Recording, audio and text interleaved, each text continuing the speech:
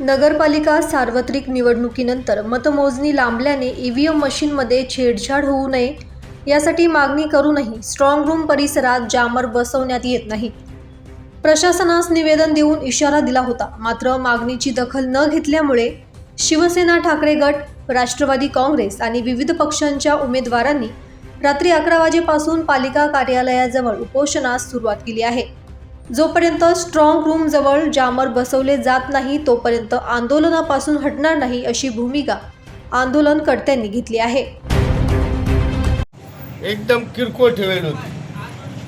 Santosh अण्णांचा phone आला मला, तिथं हजर झाल्यानंतर जेव्हा तुम्ही हे ठेवलं मशिनी, आपल्या काय ते ईव्हीएम मशिनी, तर खाली खुला मोकळं होतं, मग ते बंद केलं।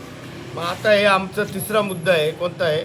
हे मशीन लावा, जामर लावा आणि विषय संपवा। आम्हाला कायला खेळायला लावता, तुम्ही काय खेळता? 3 विषय, 2 विषय झाले, तिसरा विषय जामर लावा आणि विषय संपवा। तुम्ही आम्हाला साथ द्या, पत्रकारांनी बोलायचं का? बोल आता। मशाल सगळ्या निष्ठांनी खोट्या केलत्या, छोट्या केलत्या, भुरकेट केलत्या। दुसरा विषय, तुम्ही तिथं मशिनी ठेवल्या, तिथं दरवाजा सील नाही, लॉक नाही। आणि तिसरा मुद्दा, आता जामर लावा आणि विषय संपवा। जामर का लावलं पाहिजे? तुम्ही का मागणी अशी? हे गोळ करू शकता, जामर बसवून टाका। तुम्ही दुनियाचा खर्च करू राहिला, 2-3 करोड खर्च होणार आहे आणि 60-70 हजारचा जामर बसवून विषय संपणार आहे। का बसवत नाही तुम्ही? तो बसवला पाहिजे आणि तो बसलाच पाहिजे। याच्यासाठी पूर्ण रोड पॅक होणार आहे।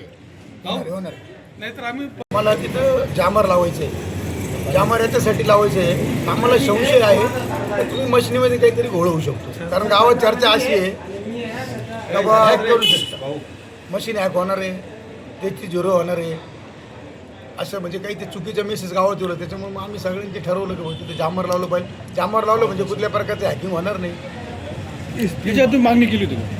हां, ती 5 मिनिटात। ब्युरो रिपोर्ट, दैनिक भ्रमर, नाशिक।